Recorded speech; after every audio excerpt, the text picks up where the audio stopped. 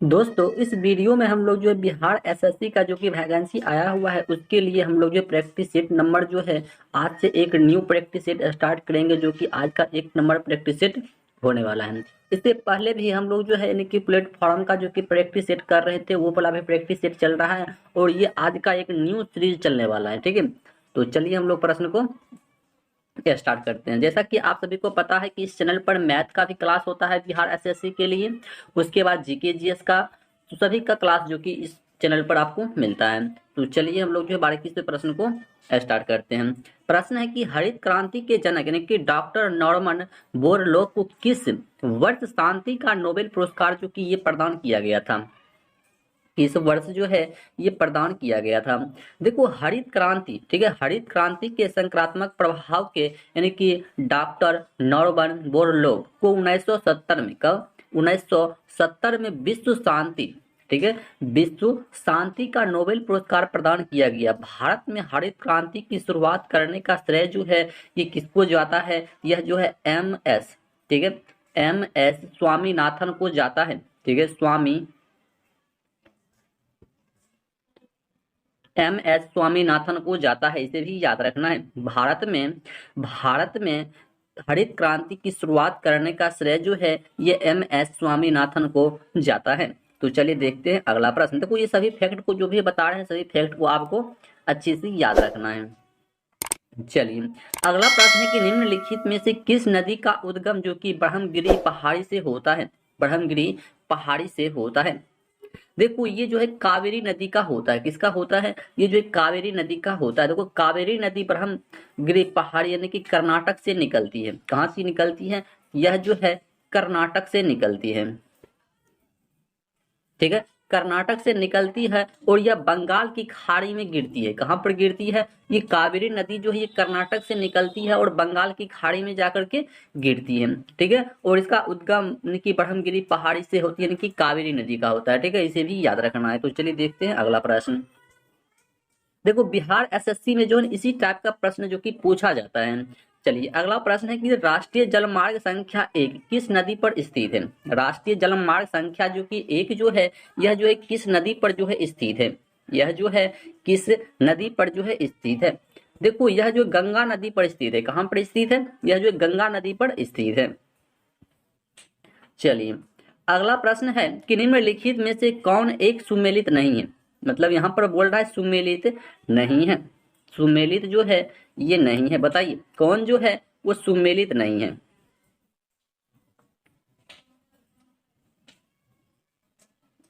देखो यहाँ पर सुमेलित की बात कर रहा है तो ये नाथुला दर्रा, ये जो है अरुणाचल प्रदेश में, ये जो बिल्कुल गलत है।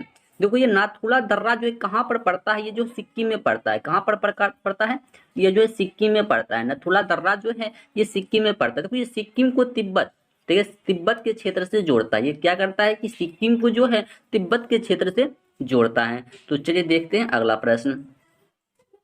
चलिए अगला प्रश्न जो कि आपके सामने 5 नंबर प्रश्न है कि निम्नलिखित में से किसकी नाटक जो कि देवी चंद्रगुप्तम है, देवी चंद्रगुप्तम है। देखो ये देवी चंद्रगुप्तम जो है ये किसका है, ये विशाखा दत्त का, किसका है, ये जो विशाखा दत्त का है। देखो विशाखा दत्त के नाटक यानी कि देवी चंद्रगुप्तम से गुप्त शासक यानी कि रामगुप्त, ठीक है, रामगुप्त एवं चंद्रगुप्त द्वितीय के बारे में जानकारी मिलती है। ठीक है, किसकी जानकारी मिलती है, यह जो है जैसे रामगुप्त हो गया, चंद्रगुप्त द्वितीय के बारे में जानकारी जो है यहाँ से मिलता है। तो इसको भी याद रखना है। तो चलिए देखते हैं अगला प्रश्न। चलिए अगला प्रश्न है 6 नंबर की डॉक्टर राजेंद्र प्रसाद का जन्म जो है ये कब हुआ था। डॉक्टर राजेंद्र प्रसाद का जन्म जो है ये कब हुआ था। देखो डॉक्टर राजेंद्र प्रसाद का जन्म जो है 1884 ईस्वी में हुआ है। कब हुआ है, यह जो 1884 ईस्वी में जो डॉक्टर राजेंद्र प्रसाद का जन्म हुआ है। जो कि डॉक्टर राजेंद्र प्रसाद किया था, ये संविधान सभा का अस्थायी अध्यक्ष था। ठीक है, अस्थायी अध्यक्ष था डॉक्टर राजेंद्र प्रसाद। चलिए अगला प्रश्न कि निम्नलिखित में से कौन सी कला की शैली उत्तर भारत में हिमालय से विंध्य प्रदेश के भूभाग में विकसित हुई थी, भूभाग में जो है ये विकसित हुई थी। देखो ये नागर शैली कौन हो जाएगा, ये नागर शैली जो कि विकसित हुआ है। कौन सा, ये नागर शैली। चलिए अगला प्रश्न है 8 नंबर की, पूर्वोत्तर परिषद का पदेन अध्यक्ष जो है ये कौन होता है? पूर्वोत्तर परिषद का पदेन अध्यक्ष जो है ये कौन होता है? ये जो है कौन होता है? देखो, इसका अध्यक्ष की हम बात कर ले तो इसका अध्यक्ष जो है केंद्रीय गृह मंत्री। कौन होता है? इसका अध्यक्ष जो है ये केंद्रीय गृह मंत्री होता है। ठीक है, केंद्रीय गृह मंत्री। चलिए, अगला प्रश्न है कि पादप किस प्रकार की ग्लूकोज निर्मित करते हैं? पादप जो है यह किस प्रकार का ग्लूकोज जो है निर्मित करता है?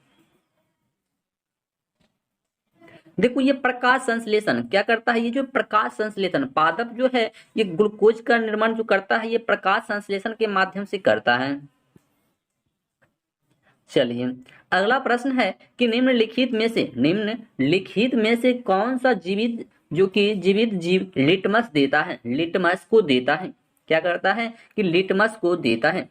लिटमस को देता है। देखो, लिटमस को जो है ये लाइकेन देता है। कौन देता है? यह जो है लाइकेन क्या करता है? लिटमस को देता है, लाइकेन।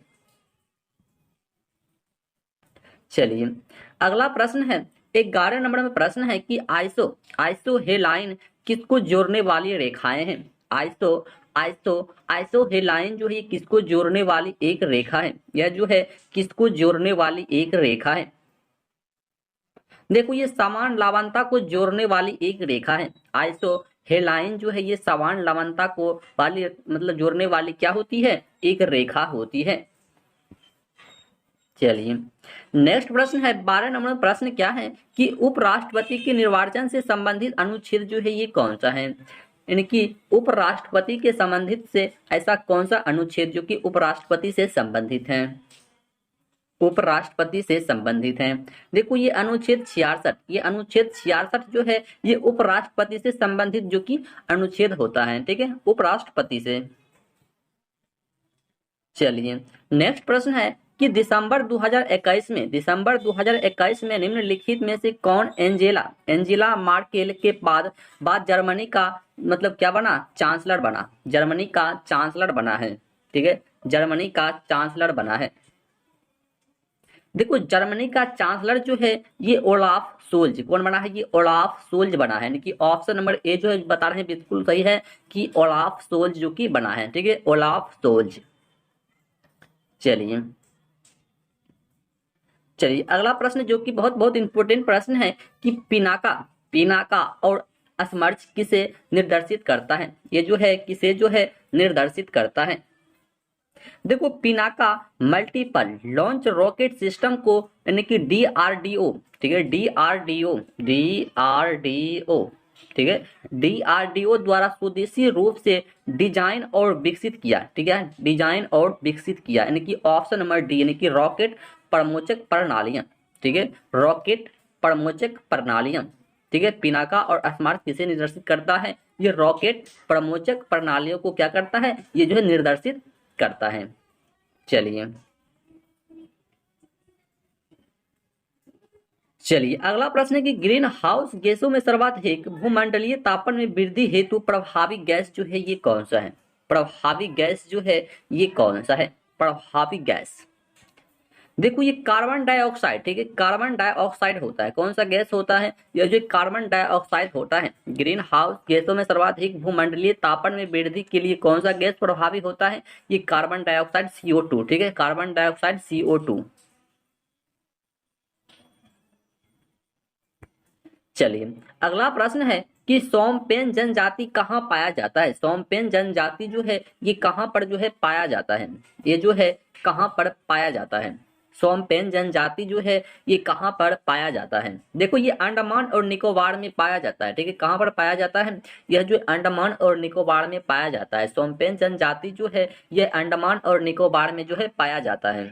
अंडमान और निकोबार में। चलिए, नेक्स्ट प्रश्न है कि राष्ट्रीय डेयरी अनुसंधान संस्थान जो है किस राज्य में है? राष्ट्रीय डेयरी अनुसंधान संस्थान जो है यह किस राज्य में है? यह जो है किस राज्य में है? यह जो है किस राज्य में है? देखो, राष्ट्रीय डेयरी अनुसंधान संस्थान ये जो करनाल। ठीक है, कहाँ पर है? ये करनाल कहाँ पड़ता है? यह हरियाणा में पड़ता है। ठीक है, करनाल जो है कहाँ पड़ता है? यह जो है हरियाणा में पड़ता है। ठीक है, करनाल जो है ये हरियाणा में पड़ता है। राष्ट्रीय डेयरी अनुसंधान ये करनाल हरियाणा में, तथा राष्ट्रीय डेयरी विकास बोर्ड, यह पूछ दे कि राष्ट्रीय डेयरी विकास बोर्ड ये कहाँ पर स्थित है, यह गुजरात में है। ठीक है, ये कहाँ पर है, गुजरात में है, राष्ट्रीय डेयरी विकास। ठीक है, राष्ट्रीय डेयरी विकास बोर्ड,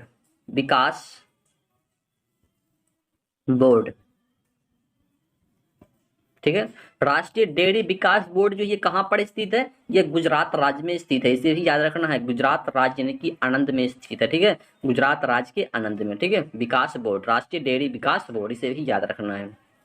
चलिए नेक्स्ट प्रश्न है कि हंसा परीक्षण किसके लिए प्रयुक्त किया जाता है। हंसा परीक्षण जो है ये किसके लिए जो है प्रयुक्त किया जाता है, यह जो है किसके लिए प्रयुक्त किया जाता है। देखो, हंसा परीक्षण राष्ट्रीय डेयरी अनुसंधान द्वारा मतलब तैयार एक ऐसा परीक्षण होता है जो डेयरी उद्योग के लिए उपयोगी होता है। क्या होता है कि डेयरी उपयोग मतलब क्या होता है, डेयरी उद्योग के लिए मतलब क्या होता है, उपयोगी होता है। हंसा परीक्षण का उपयोग करके दूध में उपस्थित अशुद्धियों या आप मिश्रण की उपस्थिति का पता लगाया जाता है। इससे जो है मतलब दूध में जैसे कि कुछ मिलावट होता है तो उसको पता लगाने के लिए जो इसका हम लोग प्रयोग करते हैं।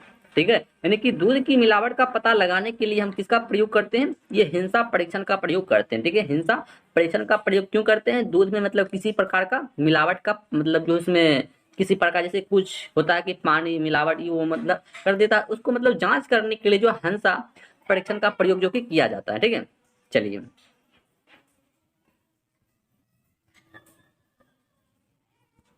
चलिए नेक्स्ट प्रश्न है कि डाइजेक्ट एंजाइम का स्रोत जो है ये क्या है। डाइजेक्ट एंजाइम का स्रोत जो है ये क्या है, डाइजेक्ट एंजाइम का स्रोत जो है ये क्या है। इसका स्रोत जो है देखो ये लाड़ ग्रांथि, क्या होता है, इसका मुख्य स्रोत जो है ये लाड़ ग्रांथि होता है। ठीक है, लाड़ ग्रांथि। चलिए अगला प्रश्न है कि एस्पिरिन एक दर्द निवारक औषधि है जिसको प्राकृतिक रूप से प्राप्त किया जा सकता है, यानी कि कहाँ से जो हम लोग इसको प्राप्त कर सकते हैं, कहाँ से प्राप्त कर सकते हैं। देखो ये बीलों के वृक्ष से प्राप्त होता है। ठीक है, कहाँ से होता है, ये बीलों का एक वृक्ष होता है, उसी से जो है ना एस्पिरिन एक दर्द नामक क्या होता है, औषधि होता है। इसको जो है वृक्ष से प्राप्त किया जाता है। ठीक है, बीलों के वृक्ष से प्राप्त किया जाता है।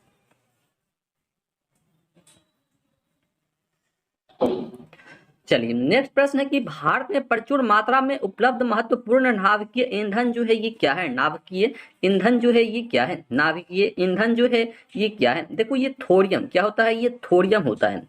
भारत में प्रचुर मात्रा में जो उपलब्ध महत्वपूर्ण नाभिकीय ईंधन जो है ये थोरियम है। क्या है, ये थोरियम।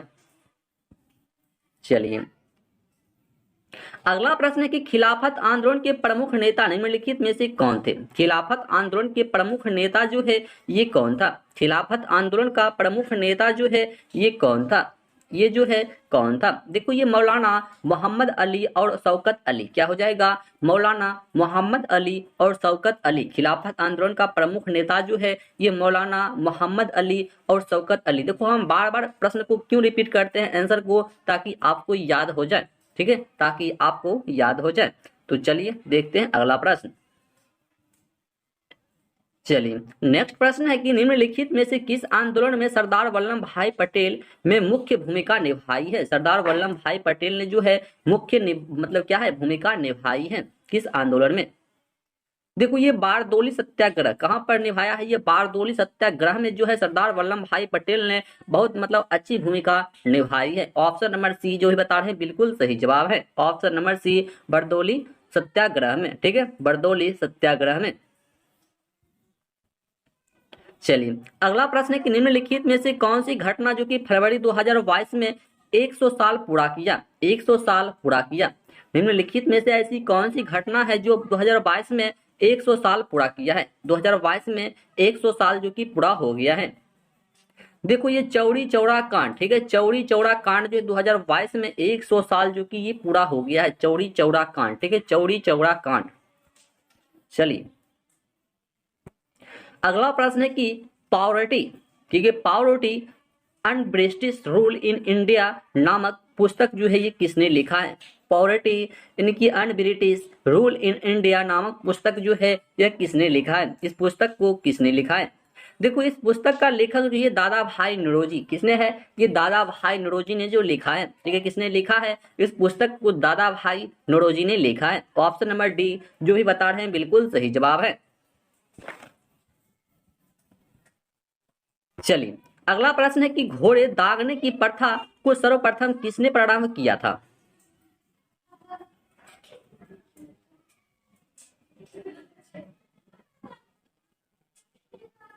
देखो अलाउद्दीन खिलजी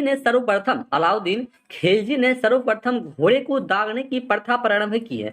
ऐसा इसलिए करते थे क्योंकि सैनिक, ठीक है, सैनिक युद्ध में अच्छे घोड़े के स्थान पर घटिया घटिया घोड़े मतलब क्या करते थे? लाते थे, जो युद्ध में काफी नुकसान का सामना करना पड़ता था, इसलिए जो लाते थे। ठीक है, ऑप्शन नंबर सी क्या हो जाएगा? Option number C Alauddin Khilji क्या हो जाएगा? अलाउद्दीन खिलजी हो जाएगा। घोड़े दागने की प्रथम प्रथा को सर्वप्रथम मतलब किसने प्रारंभ किया था? ये अलाउद्दीन खिलजी ने किया था। क्यों किया था? क्योंकि वहां का सैनिक जो था मतलब अच्छे घोड़े को स्थान पर घटिया घोड़े मतलब ले जाते थे, इसीलिए। ठीक है, चलिए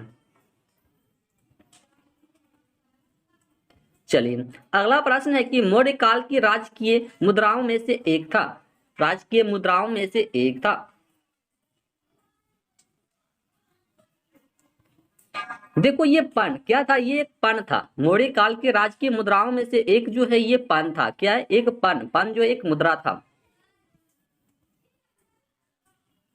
चलिए अगला प्रश्न जो कि बहुत अच्छा प्रश्न है कि थल सेना दिवस भारत में किस तिथि को मनाया जाता है? थल सेना दिवस जो है ये भारत में किस तिथि को जो है मनाया जाता है? थल सेना दिवस। ठीक है, थल सेना दिवस। देखो ये थल सेना मतलब थल सेना दिवस जो है ये 15 जनवरी को मनाया जाता है। ठीक है, भारत में 15 जनवरी को जो है ये थल सेना दिवस के रूप में मनाया जाता है। चलिए अगला प्रश्न है कि वित्त मंत्री निर्मला सीतारामन ने बजट 2022 से 23 में महिला एवं बाल विकास मंत्रालय की किन योजनाओं को प्रारंभ करने की बात की है? बात की है, बताइए, जो है बात की है। देखो ये जो है मिशन शक्ति, मिशन वात्सल्य यानी कि सक्षम आंगनबाड़ी और पोषण 2.0 उपयुक्त सभी क्या हो जाएगा? All of these, all of these. Option number D क्या हो जाएगा? All of these. चलिए नेक्स्ट प्रश्न है कि विधान परिषद की कुल सदस्य संख्या का कितना भाग विधानसभा से चुनकर चुनकर आता है? विधान परिषद की कुल सदस्य संख्या का कितना भाग जो कि ये विधानसभा से चुनकर आता है? विधानसभा से चुनकर आता है। देखो ये 1/3 कितना? 1/3, 1/3, 1/3 भाग। ठीक है, 1/3 भाग। चलिए अगला प्रश्न है कि पारिस्थितिकी टास्क फोर्स गठन कब किया गया था? पारिस्थितिकी टास्क फोर्स गठन जो है ये जो है कब किया गया था? ये जो है कब किया गया था? देखो ये 1982 में कब किया गया था? 1982 में पारिस्थितिकी टास्क फोर्स का गठन जो है ये 1982 ईस्वी में जो है किया गया था। यानी कि ऑप्शन नंबर ए जो भी बता रहे हैं बिल्कुल सही जवाब है। चलिए नेक्स्ट प्रश्न है कि भारत में सबसे अधिक विदेशी मुद्रा किस पदार्थ के आयात पर व्यय की जाती है? भारत में सबसे अधिक विदेशी मुद्रा किस पदार्थ के आयात पर जो है मतलब खर्च किया जाता है? खर्च किया जाता है। देखो ये पेट्रोलियम पदार्थ पर जो है सबसे अधिक खर्च किया जाता है। कहां पर किया जाता है? ये पेट्रोलियम के पदार्थ पर जो है सबसे अधिक अधिक खर्च किया जाता है अपना भारत में। ठीक है, चलिए नेक्स्ट प्रश्न है कि हर हर बिलासम क्या है? हर बिलासम की रचना किसने किया था? हर बिलासम की रचना जो है यह किसने किया था? इसकी रचना जो है किसने किया था? देखो इसकी रचना जो है श्रीनाथ, किसने किया था? श्रीनाथ ने किया था। हर बिलासम की रचना जो है ये श्रीनाथ ने किया था।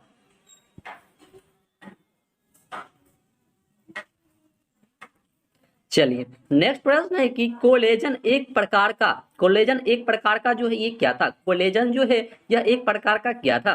कोलेजन जो है देखो ये एक प्रकार का प्रोटीन था। क्या है? प्रोटीन। कोलेजन जो है यह एक प्रकार का जो है प्रोटीन है। ठीक है, कोलेजन जो है ये क्या है? एक प्रकार का प्रोटीन है। और प्रोटीन जो है क्या खाने से मतलब शरीर में प्राप्त होती है? कमेंट बॉक्स में जल्दी से बताइए। ठीक है, कमेंट बॉक्स में जल्दी से बताइए। चलिए अगला प्रश्न है कि नाथुला दर्रा जो है ये भारत को किस पड़ोसी देश से जोड़ता है? भारत को किस पड़ोसी देश से जोड़ता है? नाथुला दर्रा जो है ये भारत के किस पड़ोसी देश से जोड़ता है?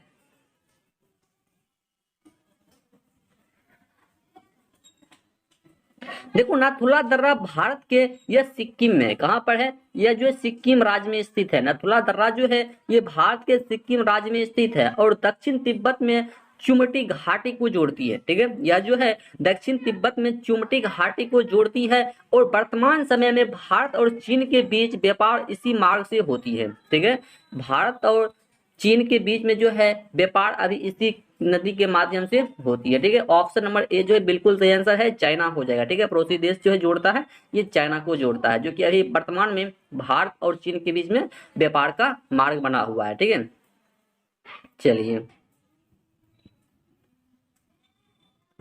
चलिए अगला प्रश्न है कि इसको की एक नए चेयरमैन किसे बनाया गया है। इसको की एक नए चेयरमैन जो है ये किसे बनाया गया है, चेयरमैन जो है ये किसे बनाया गया है।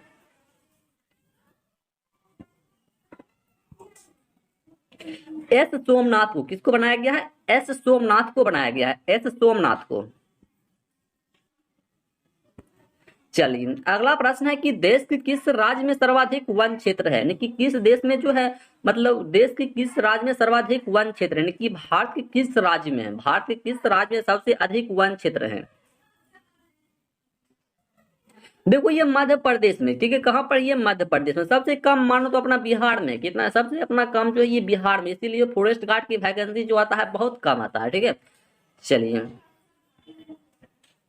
अगला प्रश्न है कि हाल ही में किस देश ने एक इच्छा मृत्यु की मिशन सुसाइड पॉट को कानूनी मंजूरी दी है, कानूनी मंजूरी दी है, किसको दिया है, किस देश को दिया है, बताइए किस देश को दिया है। देखो ये स्विट्जरलैंड को दिया है, किसको दिया है, ये स्विट्जरलैंड को दिया, कि ऑप्शन नंबर सी जो बिल्कुल सही है, स्विट्जरलैंड को दिया गया, स्विट्जरलैंड को। चलिए नेक्स्ट प्रश्न है कि एथिकल रिलीजन नामक पुस्तक का लेखक जो है ये कौन है, एथिकल रिलीजन नामक पुस्तक का लेखक जो है ये कौन है, इसका लेखक जो है ये कौन है। देखो इसका लेखक जो है महात्मा गांधी। कौन है इसका लेखक जो है ये महात्मा गांधी। एथिकल मतलब रिलीजन नामक पुस्तक का लेखक जो है ये कौन है, तो इसका लेखक जो है ये महात्मा गांधी है। कौन है, ये महात्मा गांधी है। चलिए नेक्स्ट प्रश्न है कि अंतरराष्ट्रीय ओलंपिक समिति का मुख्यालय जो ये कहां पर है, अंतरराष्ट्रीय ओलंपिक समिति का मुख्यालय जो है ये कहां पर है। इसका मुख्यालय की बात कर रहा है तो इसका मुख्यालय जो है ये लुसाने में, कहां पर है, ये लुसाने में है। अंतरराष्ट्रीय ओलंपिक समिति का मुख्यालय जो है ये कहां पर है, लुसाने में स्थित है, लुसाने में। चलिए नेक्स्ट प्रश्न है कि ट्विटर के वर्तमान सीईओ कौन है, ट्विटर का वर्तमान सीईओ जो है ये कौन है, ट्विटर का वर्तमान सीईओ जो है ये कौन है, ट्विटर का वर्तमान सीईओ जो है ये कौन है। देखो ये पराग अग्रवाल। कौन है, ये पराग अग्रवाल। ट्विटर का वर्तमान सीईओ जो है ये कौन है, पराग अग्रवाल है, ऑप्शन नंबर डी। चलिए नेक्स्ट प्रश्न, निम्नलिखित में से कौन सा मिलान गलत है, मतलब ऐसा कौन सा मिलान है जो कि वो गलत है, ऐसा कौन सा मिलान है जो कि वो गलत है। तो कोई संचालन समिति जवाहरलाल नेहरू ये बिल्कुल गलत है। ठीक है, ऑप्शन नंबर डी। चलिए नेक्स्ट प्रश्न है कि भोजन में मोनोसोडियम ग्लूटामेट का उपयोग किया जाता है, भोजन में मोनोसोडियम ग्लूटामेट का उपयोग जो है ये किया जाता है, मतलब किस लिए किया जाता है। देखो ये स्वाद बढ़ाने के लिए किया जाता है। ठीक है, किस लिए किया जाता है, स्वाद को बढ़ाने के लिए जो है मोनोसोडियम ग्लूटामेट का प्रयोग किया जाता है, कि एमएसजी का प्रयोग किया जाता है। भोजन में स्वाद बढ़ाने के लिए एमएसजी का प्रयोग किया जाता है। चलिए नेक्स्ट प्रश्न है कि संविधान के किस संशोधन के द्वारा केंद्रीय मंत्रियों की संख्या लोकसभा के कुल सदस्यों के 15% पर सीमित कर दी गई है, 15% पर जो है यह सीमित कर दिया गया है, 15% पर सीमित कर दिया गया है। देखो ये संशोधन 91वां संविधान संशोधन, यानी कि ऑप्शन नंबर बी। चलिए अगला प्रश्न कि राणा संगा ने निम्न युद्धों में से किसमें बाबर के विरुद्ध लड़ाई किया था, बाबर के जो विरुद्ध लड़ाई किया था, बाबर के विरुद्ध जो की लड़ाई किया था। देखो ये खानवा का युद्ध में, किस युद्ध में, खानवा का युद्ध में जो राणा संगा ने युद्धों में से किसमें बाबर के विरुद्ध लड़ाई किया था, ये खानवा का युद्ध में। ठीक है, खानवा का युद्ध में। चलिए नेक्स्ट प्रश्न है कि ग्लोबल हंगर इंडेक्स 2021 में सबसे शीर्ष स्थान किस देश का रहा है, सबसे मतलब जो है शीर्ष स्थान जो है यह किस देश का रहा है। देखो ये किसका रहा है, ये सोमालिया का, किसका रहा है, ये सोमालिया का जो है सबसे मतलब जो है क्या कहते हैं शीर्ष स्थान रहा है सोमालिया का, सोमालिया का। चलिए नेक्स्ट प्रश्न है कि संयुक्त राष्ट्र महासभा ने किस वर्ष को मोटे मोटे अनाज का अंतर्राष्ट्रीय वर्ष जो कि ये घोषित किया है, मोटे मोटे अनाज का अंतर्राष्ट्रीय वर्ष जो है ये घोषित किया है, अंतर्राष्ट्रीय वर्ष जो है ये घोषित किया है। देखो अभी जो चल रहा है 2023 को किया है, किसको किया है, ये 2023 को जो कि किया है, 2023। चलिए अगला प्रश्न है कि जब कोई वस्तु ऊपर से गिराई जाती है तो उसका भार जो है क्या होता है, जब किसी वस्तु को ऊपर से गिराया जाता है तो उसका भार जो है क्या होता है, जब किसी वस्तु को ऊपर से गिराया जाता है तो उसका भार जो है क्या होता है, जब किसी वस्तु को ऊपर से गिराया जाता है तो उसका भार जो है ये हमेशा अपरिवर्तित रहता है, ठीक है, अपरिवर्तित रहता है। चलिए नेक्स्ट प्रश्न है कि यह वायु की गति मापने वाला एक यंत्र, यानी कि वायु को मापने वाला एक यंत्र जो है ये कौन सा है, वायु की गति मापने के लिए किसका प्रयोग किया जाता है, किसका प्रयोग जो है किया जाता है, वायु का गति मापने के लिए किसका प्रयोग किया जाता है। देखो एनीमोमीटर का, किसका, एनीमोमीटर का प्रयोग जो हम लोग वायु का गति मापने के लिए करते हैं, एनीमोमीटर का प्रयोग किसके लिए करते हैं, तो वायु का गति मापने के लिए हम लोग एनीमोमीटर का प्रयोग करते हैं। चलिए नेक्स्ट प्रश्न है कि स्वतंत्र भारत की प्रथम औद्योगिक नीति की घोषणा जो है ये कब की गई थी, स्वतंत्र भारत की प्रथम औद्योगिक नीति की घोषणा जो है ये कब किया गया था। देखो आजादी के बाद यानी कि पहली औद्योगिक नीति की घोषणा जो है ये 6 अप्रैल, ठीक है, 6 अप्रैल 1948 को, ठीक है, 6 अप्रैल 1948 को तत्कालीन केंद्रीय उद्योग मंत्री यानी कि श्यामा प्रसाद मुखर्जी के द्वारा किया गया था, ठीक है, श्यामा प्रसाद मुखर्जी के द्वारा किया गया था। इस नीति ने भारत में मिश्रित और नियंत्रित अर्थव्यवस्था के लिए एक आधार की स्थापना किया था, ठीक है, इस नीति ने भारत में मिश्रित और नियंत्रित अर्थव्यवस्था के लिए एक आधार की स्थापना किया था, ठीक है। तो स्वतंत्र भारत की प्रथम औद्योगिक नीति की घोषणा जो ये कब किया गया था, ये 6 अप्रैल 1948 को किया गया था। और किसने किया था, श्यामा प्रसाद मुखर्जी ने किया था, किसने किया था, श्यामा प्रसाद मुखर्जी ने किया था। तो टोटल हम लोग जो है आज का प्रैक्टिस सेट में 50 प्रश्न को जो है हम लोग कवर कर लिए हैं। और 50 प्रश्न से कितने प्रश्न को आप सही किए हैं जल्दी से आप अपना आंसर कमेंट बॉक्स में बता दीजिए, जल्दी से बता दीजिए। तो चलिए मिलते हैं फिर से इस तरह का नेक्स्ट वीडियो में, तब तक के लिए जय हिंद जय भारत।